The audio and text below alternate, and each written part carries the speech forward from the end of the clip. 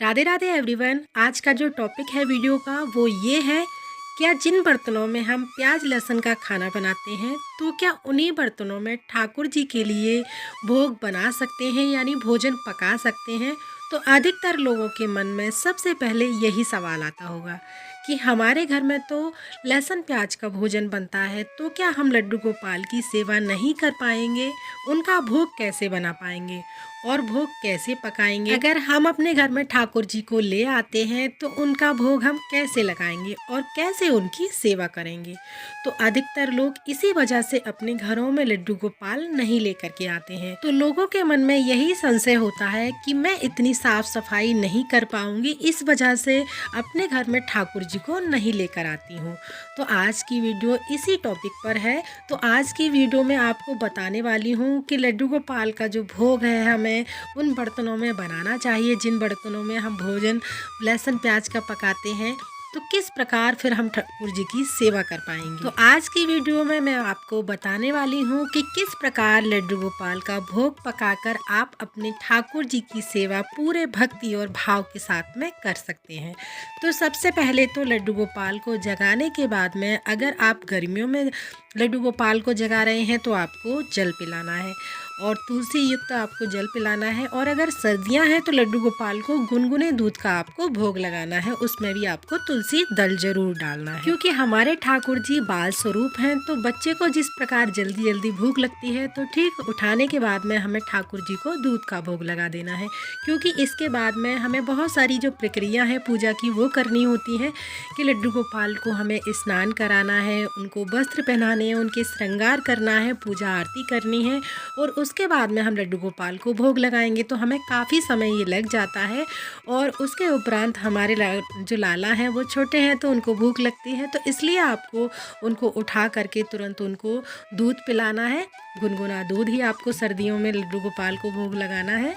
तो अब बात करते हैं जिन बर्तनों में लहसुन प्याज का खाना बनता है और उन्हीं बर्तनों में आप ठाकुर जी का भोग बनाते हैं, वही भोग आप ठाकुर जी को पवाते हैं तो क्या होता है। और अगर आपके मन में हृदय में अपने ठाकुर जी के प्रति भक्ति है, प्रेम है, भाव है और भगवान के प्रति आपका प्रेम स्वयं भगवान को पसंद है, तो फिर आपको कोई भी चिंता करने की आवश्यकता नहीं है, फिर आपको कोई भी रोक नहीं सकता है। और जिन लोगों के घरों में लहसुन प्याज का भोजन बनता है वो लोग बड़े ही प्रेम के साथ अपने घर में ठाकुर जी को ला सकते हैं और अपने भाव अनुसार उनकी सेवा कर सकते हैं। कलयुग का दौर है, अधिकतर लोगों के घरों में नॉनवेज बनता है, वो नॉनवेज खाते हैं और कुछ लोगों के घरों में प्याज लहसुन का भी भोजन बनता है और खाते भी हैं। तो जिन लोगों के यहाँ लहसुन प्याज का खाना बनता है तो उसके यहाँ कोई बुराई नहीं है, क्योंकि लहसुन प्याज को एक औषधि के रूप में माना जाता है, इसलिए खाने में कोई बुराई नहीं है। और ऐसा नहीं है कि जो लोग छोड़ चुके हैं या फिर जिनके यहाँ पर नहीं बनता है तो वो खाने लग जाएं। जो लोग नहीं खाते हैं या छोड़ चुके हैं तो अच्छी बात है। लहसुन प्याज जो लोग साधु संत होते हैं वो लोग नहीं खाते हैं। शुद्ध सात्विक भोजन आश्रम में बनता है और उसी का भोग लगता है और उसी को वो ग्रहण करते हैं। जिस प्रकार भंडारे में आपने देखा होगा शुद्ध सात्विक भोजन बनता है, उसमें लहसुन प्याज का कतई प्रयोग नहीं होता है और उसी का भोग लगकर सभी में प्रसाद वितरित किया जाता है, यानी बांट दिया जाता है। तो घरों में अधिकतर लोगों के लहसुन प्याज का भोजन बनता है।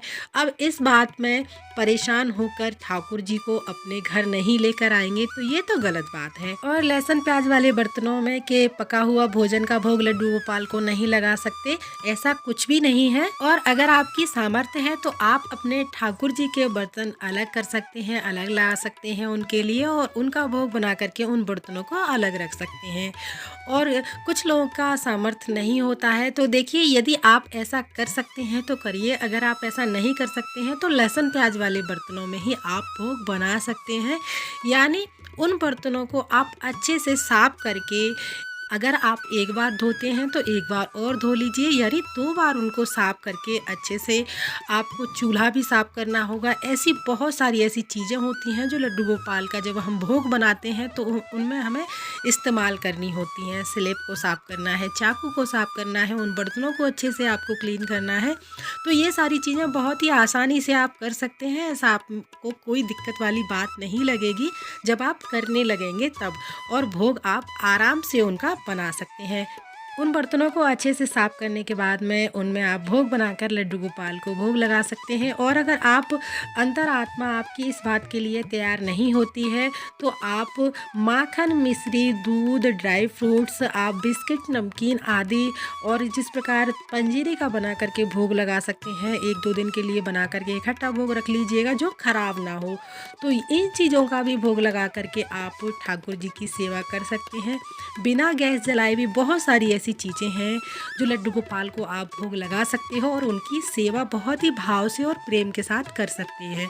देखिए, नेचुरल सी बात है, हम सभी गृहस्थ जीवन में जीते हैं, रहते हैं, जिसमें घर के बहुत सारे कार्य होते हैं जो कि हम सभी महिलाओं को घर में करने होते हैं। और अगर आप ठाकुर जी के लिए अलग बर्तनों में भोग बना सकते हैं तो ये तो बहुत ही अच्छी बात है। लेकिन होता क्या है कि हम बर्तन ले तो आते हैं, कुछ दिनों तक अलग भोग भी बना लेते हैं, लेकिन धीरे धीरे समय बढ़ता है तो फिर सारी चीज़ें पॉसिबल नहीं हो पाती हैं, जिस कारण से जो सेवा हम कर रहे होते हैं और वो भी छूट जाती है। तो बस आप खाना बनाते समय साफ सफाई का थोड़ा ध्यान रखें, बर्तन अच्छे से साफ कर लें और उन्हीं बर्तन में आप ठाकुर जी के लिए भोग बना सकते हैं, शुद्ध सात्विक भोजन का भोग लगा सकते हैं। और अगर आप नए नियम बनाने की कोशिश करेंगे तो वो ज़्यादा दिन नहीं चल पाएंगे। आप 4-5 दिन या 4-5 दिन से अधिक दिन आप कर तो लेंगे, लेकिन ज़्यादा दिन तक उन चीज़ों को नहीं कर पाएंगे। फिर जो सेवा आप दे रहे हैं वो भी नहीं कर पाएंगे। तो ठाकुर जी की सेवा को बोझ ना समझकर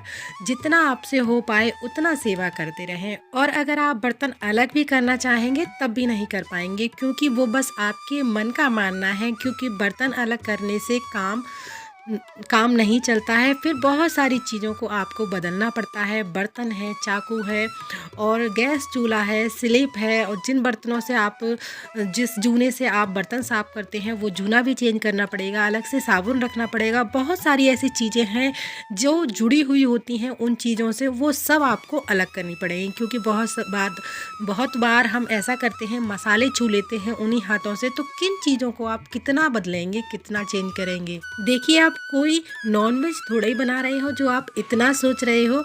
और लहसुन प्याज के बर्तन को बस अच्छे से आप साफ करके भोग बना सकते हैं। तो लहसुन प्याज के बर्तनों की वजह से आप अपने ठाकुर जी की सेवा में कोई कमी ना करें, उनको भूखा ना रखें, उनकी सेवा करने में कोई कमी नहीं करें। और सिर्फ ये सोच कर के हम लहसुन प्याज खाते हैं इसलिए आप लड्डू गोपाल की सेवा ना करें, तो ये तो गलत बात है। तो जब भगवान का नाम हर व्यक्ति ले सकता है जो कि नॉनवेज खाता है, लहसुन प्याज खाता है, और अगर आपके अंदर भक्ति है तो आपको कोई भी नहीं रोक सकता ठाकुर जी की भक्ति करने से। बस आप कोशिश यही करें कि आप साफ सफाई का खास ध्यान रखें, शुद्ध सात्विक भोजन बनाएं और उसी का भोग लगाएं। और अगर इस तरह आप ठाकुर जी की सेवा करते रहेंगे तो कोई भी आपको परेशानी नहीं होने वाली है। आप सदा ही उनकी इसी प्रकार से सेवा करते रहेंगे। और ज़्यादा तामझाम अगर आप करना चाहेंगे तो वो सेवा आपकी कुछ दिन ही चल पाएगी, ज़्यादा दिन नहीं टिक पाएगी। फिर वो सारी चीज़ें आपको बोझ लगने लग जाएंगी। तो ठाकुर जी की सेवा को अपने ऊपर बोझ ना बनाएं, जिस प्रकार आपका मन करे, भाव है आपका, उसी प्रकार आप अपने ठाकुर जी की भाव से सेवा करते रहें। किसी के बताए अनुसार आप अपनी चीज़ों को ना बदलें, आपका जैसा भाव है आप उसी भाव से अपनी सेवा करें। और अगर आपसे ये भी संभव चीज़ें ना हो पाएँ तो देखिए, बहुत सारी ऐसी चीज़ें हैं जिनका भोग लगा करके हम ठाकुर जी की सेवा कर सकते हैं। ये ज़रूरी नहीं है कि जो आपने किचन में पकाया है उन्हीं चीज़ों का आप भोग लगा सकते हैं। दूध का भोग लग सकते हैं, आप फलों का भोग लगा सकते हैं, ड्राई फ्रूट्स हैं, बिस्किट हैं, नमकीन है, पंजीरी बना करके आप रख लीजिएगा। बहुत सारी ऐसी चीज़ें हैं जिनका भोग लगा करके देखिए, मिश्री, माखन, ये चीज़ें बहुत पसंद होती हैं ठाकुर जी को। तो इनका भोग आप ठाकुर जी को प्रतिदिन लगा करके, क्योंकि ठाकुर जी एक छोटे बालक है और उनको दूध का भोग आप ज़रूर लगाइएगा। तो देखिए, जिन बर्तनों में आप लहसुन प्याज का भोजन बनाते हैं उनमें भी आप ठाकुर जी का भोग पकाकर, भोजन पकाकर उनको भोग लगा सकती हैं अपने भाव से। तो आज का जो वीडियो है वो पूरा होता है। अगर आप लोगों को वीडियो पसंद आया हो तो प्लीज़ वीडियो को लाइक ज़रूर कीजिएगा, साथ ही चैनल को सब्सक्राइब करना ना भूलिएगा। फिर मिलते हैं अगली किसी और वीडियो में, तब तक के लिए आप सभी को राधे राधे।